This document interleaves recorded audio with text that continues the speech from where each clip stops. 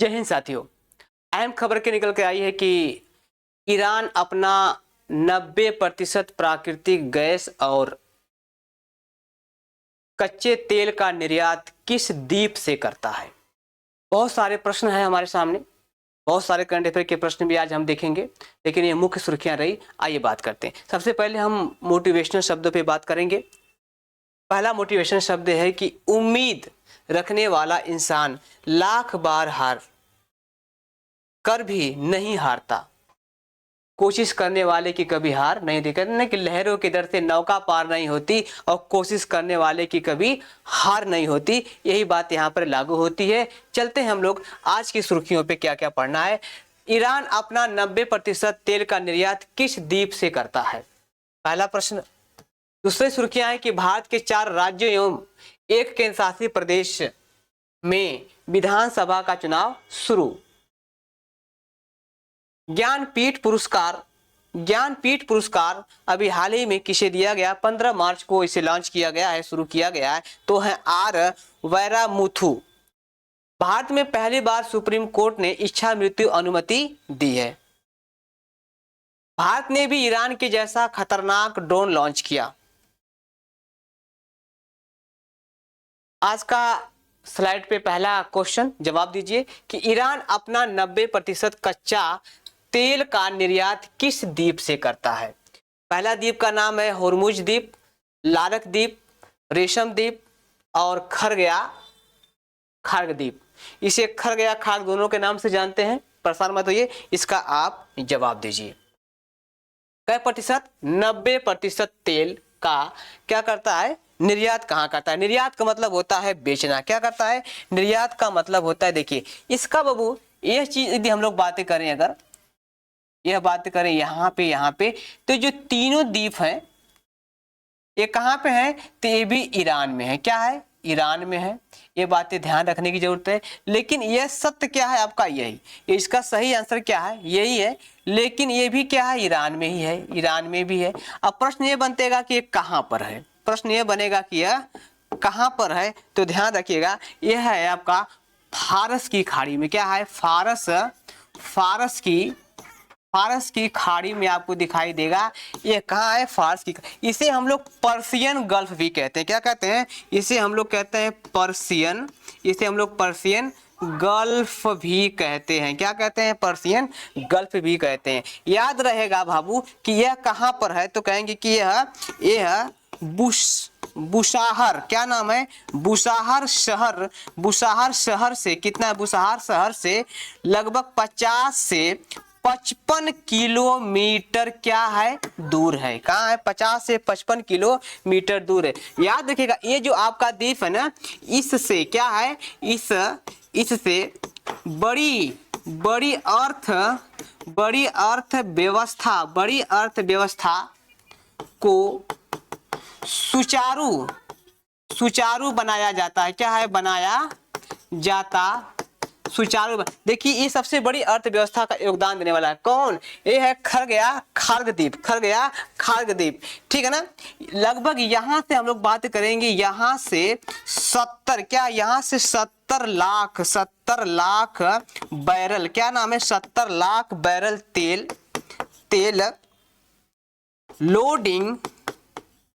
Loading होता है। कब तक होता है, तो 70 लाख, ध्यान रखिएगा इस बात को लेकर के, 70 लाख जो होता है यहाँ पे लोडिंग होता है। अब ये प्रश्न बनता है कि खार्ग कहाँ पर है, प्रश्न ये बनेगा कि खार्ग कहाँ पर है। तो आइए हम लोग आपको दिखा दें, इसके माध्यम से ध्यान रखिएगा। ये आप देखेंगे डियर, आप इसको नोट कर लेंगे, अभी हम समय दे देते हैं आपको नोट करने के लिए। आप देखेंगे कि ये चीज है। अब ध्यान रखिएगा कि ये जो इलाका है इसे कहते हैं हम लोग फारस की खाड़ी। क्या है, फारस की खाड़ी है। और ये आपका ओमान है। ये देखिए ओमान यहाँ पर भी है, देखिए ओमान भी है। और आप ध्यान रखिएगा कि एक यहाँ पे आपको द्वीप दिखाई देता है। देखिए यह द्वीप, क्या नाम है, यह द्वीप है। और यही आपका है खर्ग द्वीप। क्या है, यही आपका है खर्ग द्वीप। क्या नाम है, यही आपका है खर्ग द्वीप। और इसी द्वीप से क्या करता ईरान, पूरी दुनिया को सप्लाई करता। अपने 90% सप्लाई क्या है, इसी जगह से कर लेता है। अब ये बातें आपको समझ में आ गई होगी कि यह क्या चीज है, ये बातें आपको समझ में आ गई होगी कि ये कौन सा द्वीप है ना। चलिए अब ध्यान रखिएगा कि ये आपकी गल्फ खाड़ी है और ये क्या है, ओमान की खाड़ी है, ये गल्फ की खाड़ी। यहाँ देखिए ओमान, यहाँ तक ओमान का हिस्सा यहाँ पर भी है। ये आप देखेंगे संयुक्त राज्य अमीरात भी है। ये पूरा इलाका जो आपका है नीला सहारा सा, ये है आपका सऊदी अरब। आप देखेंगे इधर आपको ईरान इराक भी दिखाई देगा, यहाँ आपको इराक भी दिखाई देगा, कतर आपको यहीं पे दिखाई देने वाला एक कतर है। और ध्यान रखिएगा ये हिस्सा ईरान का है, क्या ये हिस्सा ईरान का है। और ये आपका अरब सागर है। जस्ट यहाँ पे आप देखेंगे तो भारत भी आपको दिखाई देगा, ईरान के है ना, ये आपको यहाँ पे देखेंगे तो भारत भी आपको, यहाँ पे भारत भी आपको दिखाई देने वाला है। तो कुल मिलाकर के यह आपका मसौदा रहा, क्या रहा ये आपका मसौदा। चलते हैं हम लोग अगले प्रश्न पे, चलते हैं हम लोग क्या है अगले प्रश्न पे कि अगला प्रश्न क्या है, क्वेश्चन लेते हैं। लिखा है कि ब्रह्मोस सुपरसोनिक मिसाइल भारत किस देश को बेचने के लिए 2024 में समझौता, 2026 में क्या किया, समझौता किया। तो प्रश्न ये बनता है कि इंडोनेशिया किया, वियतनाम को किया, ठीक है ना। देखिए सऊदी अरब लिखा गया था, यह सऊदी कट गया, सऊदी अरब और ईरान को दिया। तो किससे दिया गया था, आपको जवाब देना है, ठीक है ना। चलिए तो आप देख रहे हैं, ध्यान से देखिए, लिखा है कि ब्रह्मोस क्या नाम है कि सुपरसोनिक, ब्रह्मोस क्या नाम है, ब्रह्मोस सुपरसोनिक मिसाइल क्या है, मिसाइल। यह याद रखिएगा कि यह मिसाइल किसे, तो पहली बार किसे दिया गया था, पहली बार इसे पहली बार क्या है, पहली बार बेचा गया। ये किसकी है, भारत का है, ध्यान रखिएगा ये भारत की है ना। तो किसे बेचा गया था, पहली बार। लेकिन अब की बार क्या है, ये दूसरी बार है। तो कहेंगे कि दूसरी बार मतलब 2026 में किसे बेचा जाएगा, किसे बेचा जाएगा, तो इसे बेचा जाएगा इंडोनेशिया को। क्या नाम है, इंडोनेशिया को बेचा जाएगा। ध्यान रखिएगा इंडोनेशिया, इसकी राजधानी क्या है, तो कहेंगे कि इसकी राजधानी है, इसका राजधानी जकार्ता। क्या नाम है, जकार्ता। राजधानी पकड़ के आ जाइयो, ठीक है ना। इसकी राजधानी कहाँ है, जकार्ता। एक बात ध्यान रखिएगा, एक प्रस्तावित है, क्या है, प्रस्तावित राजधानी। क्या नाम है, प्रस्तावित राजधानी कौन है, नुसंतारा। क्या नाम है, नुसंतारा। याद रखेंगे ना, नुसंतारा है। अब पहली बात है कि दूसरी बार बेचा जा रहा है, इसका सही आंसर आप देखेंगे तो इंडोनेशिया को है। यह दूसरा देश है, क्या है, दूसरा देश है। लेकिन पहला देश कौन है, तो आप कहेंगे फिलीपींस। क्या नाम है, कहेंगे कि सर जी फिलीपींस है। क्या नाम है, दूसरा देश क्या है, तो कहेंगे कि फिलीपींस है। फिलीपींस क्या है, फिलीपींस देश है। तो ये पहला देश है। इंडोनेशिया सही है, इंडोनेशिया आपका आंसर सही है। लेकिन मैंने कहा कि ये दूसरी बार दूसरा देश ऐसा है जो हमारी मिसाइल को खरीदने वाला है। लेकिन पहली बार कौन मिसाइल खरीदा था, तो कहेंगे कि ये फिलीपींस है। अगर मैं पूछूं कि फिलीपींस की राजधानी कहां पर है, इसकी राजधानी के मैं पूछूं आपसे, तो आप सब लोग जानते हैं इसकी राजधानी का नाम है मनीला। क्या नाम है, ये क्या है, मनीला नाम है, मनीला। क्या नाम है इसकी राजधानी। अगर मैं इसको आपसे पूछूं कि इसकी मुद्रा क्या है, तो आप कहेंगे पेसो। क्या है इसकी मुद्रा, क्या है, पेसो। आपसे पूछा जाएगा कि कहां पे, तो कहेंगे कि पूर्वी दक्षिणी एशिया में। क्या नाम है, पूर्वी दक्षिणी एशिया में। कौन, फिलीपींस। कहां है भाई, तो कहेंगे कि पूर्वी दक्षिणी एशिया में है भैया। कहां पर यह, पूर्वी दक्षिणी एशिया में आपको दिखाई देगा। कौन यह है कि नहीं है, ये प्रश्न आपको मिल गया, ठीक है ना। दूसरा देश क्या, इंडोनेशिया है। दूसरा देश क्या है आपका, है इंडोनेशिया। आपसे पूछा जा सकता है कि इंडोनेशिया के राष्ट्रपति क्या नाम है, राष्ट्रपति इंडोनेशिया के क्या है, राष्ट्रपति कौन है, तो लिखेंगे कि प्रबोवो। क्या नाम है, प्रबोव। क्या नाम है इनका, प्रबो सुबियांटो। क्या नाम है,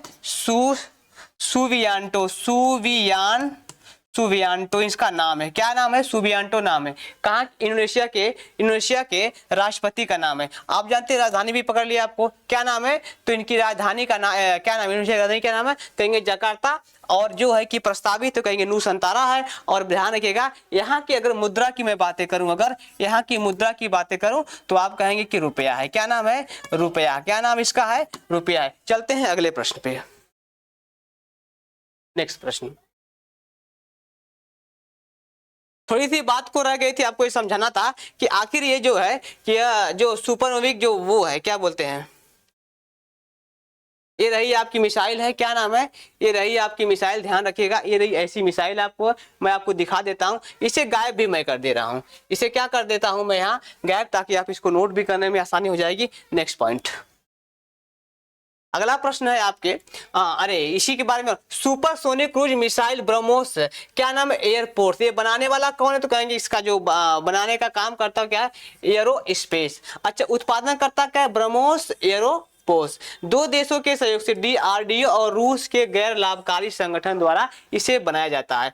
ठीक है, लाभकारी संगठन द्वारा क्या इसे बनाया जाता है, कहने का मतलब है कि रूस के गैर लाभकारी संगठन मिशीनूर स्टेनिया नामक एक संगठन है, रूस का संगठन है, जिसे बनाने का काम करता है। कौन, ब्रह्मोस मिसाइल बनाने का काम करता है। तो भारत की RDO बनाती है और एक रूस का संगठन बनाता है। दूसरी बात करेंगे, इसकी मारक क्षमता कितना है, तो 290 से लेकर के 500 किलोमीटर इसकी मारक क्षमता है। किसकी, इसकी मारक क्षमता है। और मिसाइल का प्रक्षेपण 3 तरह से होता है। देखिए, भूमि से मतलब थल सेना से, और क्या है कि युद्धपोत और पनडुब्बी के माध्यम से मतलब जल सेना से, और सुखोई Su-300M के लड़ाकू विमान से भी क्या है इसका प्रक्षेपण किया जाता है। क्या कहता है, इसका प्रक्षेपण किया जाता है। नेक्स्ट पॉइंट, भारत के चुनाव आयोग ने कितने राज्य और केंद्रशासित प्रदेशों में चुनाव की तिथि की घोषणा की है, तो कितने राज्य में करेगी और कितने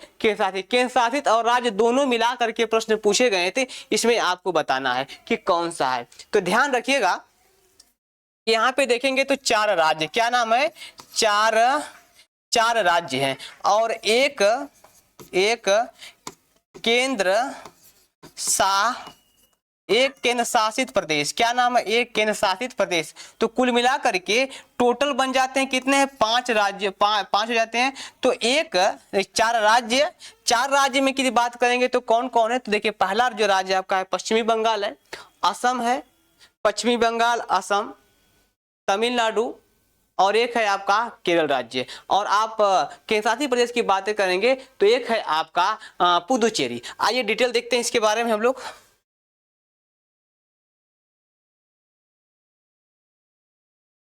ध्यान रखिए, आपको बताया जा रहा है कि कितने राज्यों में, तो देखिए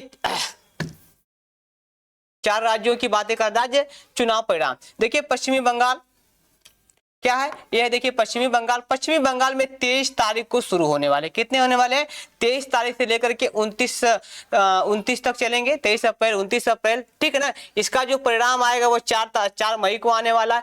असम की जो सीटें हैं, असम है वह 9 तारीख से शुरुआत होने वाला है, तमिलनाडु भी 23 तारीख से शुरुआत होने वाला है, केरल भी क्या है 9 तारीख से, और पुदुचेरी भी क्या है होने वाला है जो चुनाव, वो कहा तो कहेंगे कि ये भी 9 तारीख से शुरुआत होने वाला है। तो देखेंगे जो पुदुचेरी वह केंद्र शासित प्रदेश है, क्या वह है, यह केंद्र शासित प्रदेश है डियर। अब बात आते हैं कि पश्चिमी बंगाल में कुल कितनी सीटें हैं। अगर मैं सीटों की बातें कहें, अगर इसके सीटों की बातें कहें तो पश्चिमी बंगाल में 294 सीटें हैं। कितनी सीटें हैं, 294 सीटें आपको दिखाई देगा पश्चिमी बंगाल, क्या नाम है, पश्चिमी बंगाल में। अगर मैं आपसे पूछूं अगर कि तब फिर असम में कितना हो सकता है, तो असम में आप देखेंगे कि 136 सीटें, कितनी सीटें, 136 सीटें कहां पे हैं भाई, तो 136 सीटें कहां पे, असम में।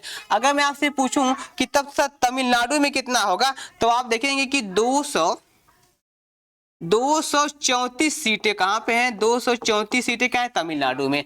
अच्छा, ये बातें आपसे पूछा जा सकता है कि केरल में कितने सीटें हैं, तो आप कहेंगे कि 140 सीटें, कितने, 140 सीटें कहां पे दोस्त है, केरल में।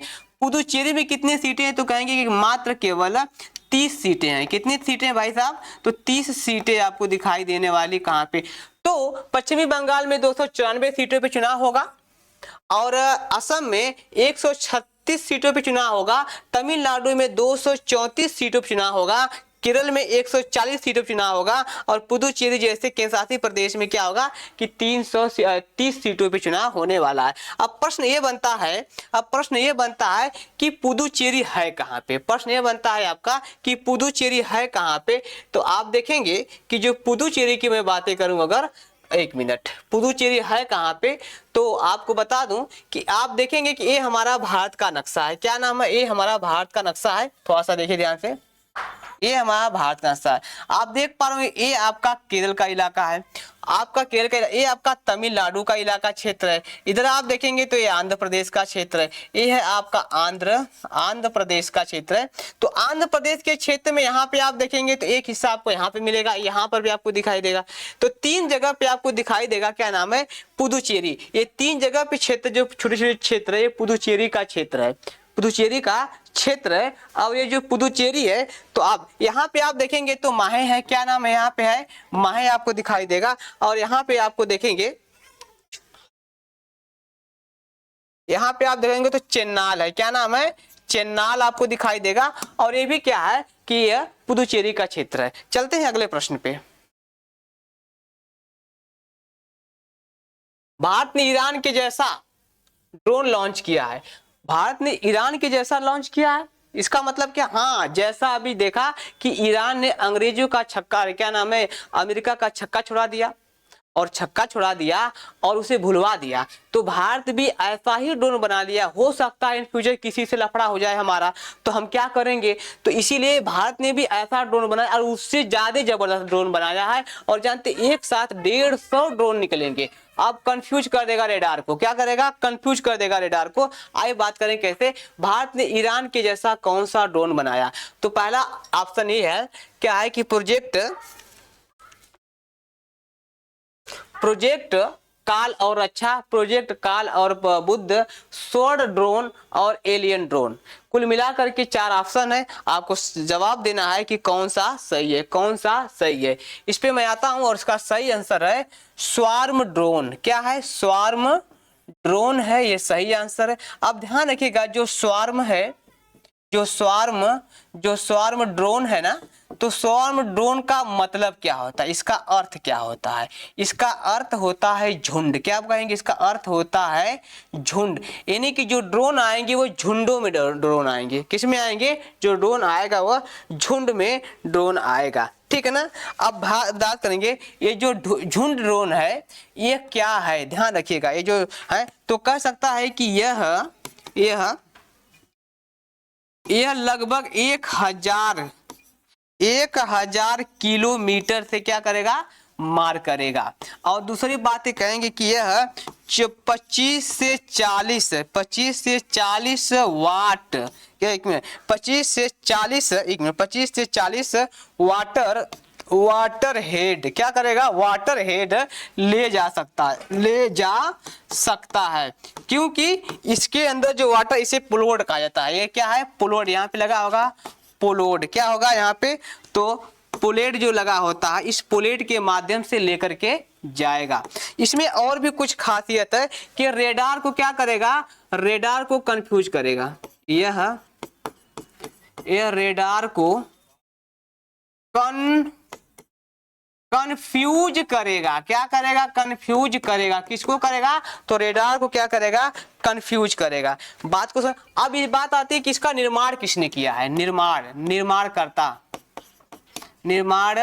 निर्माणकर्ता कौन है, तो ध्यान रखिएगा इसका निर्माणकर्ता है, तो लिखेंगे NERT।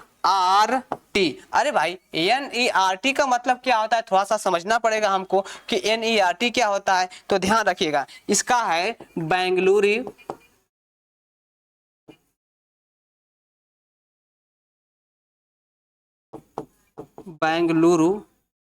ठीक है ना, बेंगलुरु स्थित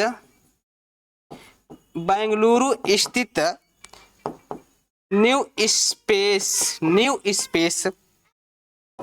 रिसर्च एंड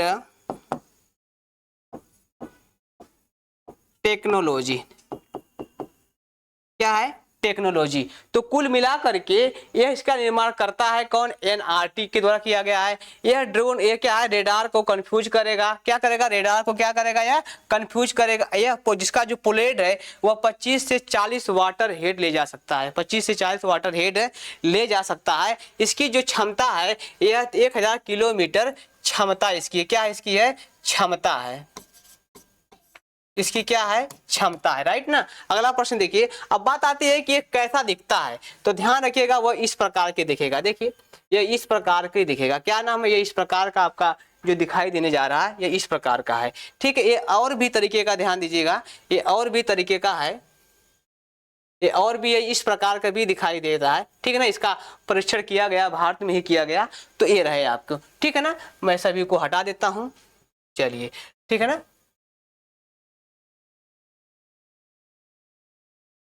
हो गया। नेक्स्ट प्रश्न, 14 मार्च 2026 को 60वां ज्ञानपीठ पुरस्कार से सम्मानित किया जाएगा। ठीक है ना, किया जाएगा 14 मार्च को। ठीक है ना, लेकिन ये क्या है, 14 जो मार्च लिखा गया है, 14 मार्च को ये घोषणा की गई है। क्या की गई है? घोषणा। क्वेश्चन में कुछ बातें अलग लिखी गई है, तो क्या किया गया, घोषणा किया गया, दिया जाएगा, है ना। अब बात आती है किसको दिया गया। दीप शर्मा को लिखा, वेरा मुथु को, बैजू बावरा को, महेश चंद्र को, है ना। इसका जो सही आंसर आपको बताना है, किसका सही आंसर कौन है। इसका सही आंसर है बैरा मुथु को। क्या नाम है? बैरा मुथु को। ठीक है ना, बैरा मुथु को।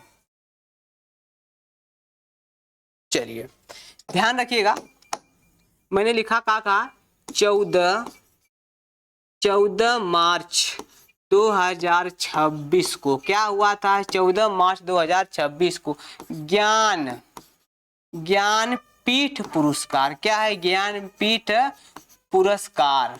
यह साहित्यिक जगत में दिया था। क्या है? ज्ञानपीठ पुरस्कार साहित्यिक में। अगर आपसे पूछा जा सकता है कि यह घोषणा कब की गई, घोषणा, तो घोषणा का जो तारीख है वो 14 मार्च है। क्या है? 14 मार्च है। आपसे पूछा जा सकता है कि संस्करण कब था, यह है आपका संस्करण। तो आप इसका जवाब देंगे, इसका जो संस्करण है आप इसका जवाब देंगे कि यह है 60वां संस्करण। क्या है? 60वां संस्करण। आपसे पूछा जा सकता है आपसे पूछा यह जा सकता है कि ज्ञानपीठ पुरस्कार, ज्ञानपीठ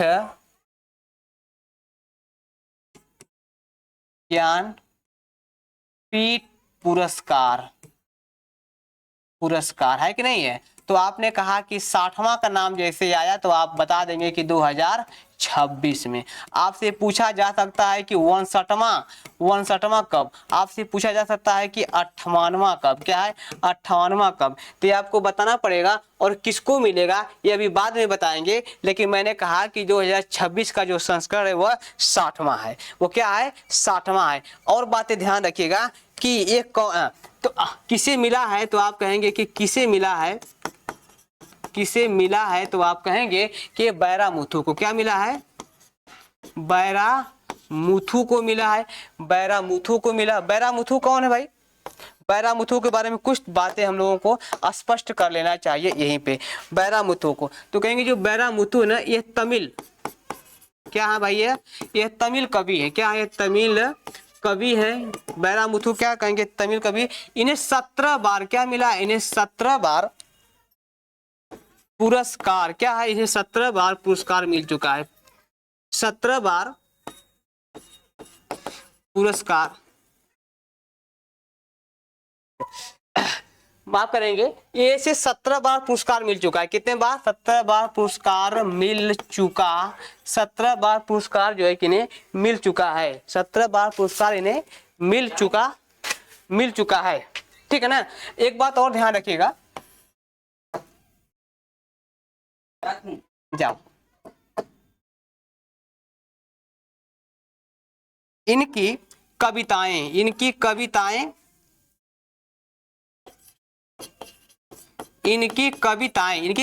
लगभग 40 कविताएं हैं। कितनी कविताएं हैं? लगभग इनकी 40 कविताएं हैं। और बात करेंगे कि साहित्य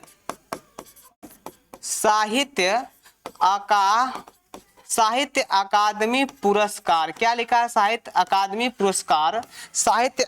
पुरस्कार इन्हें कब याद करेंगे? 2023 में इन्हें मिला था। क्या है?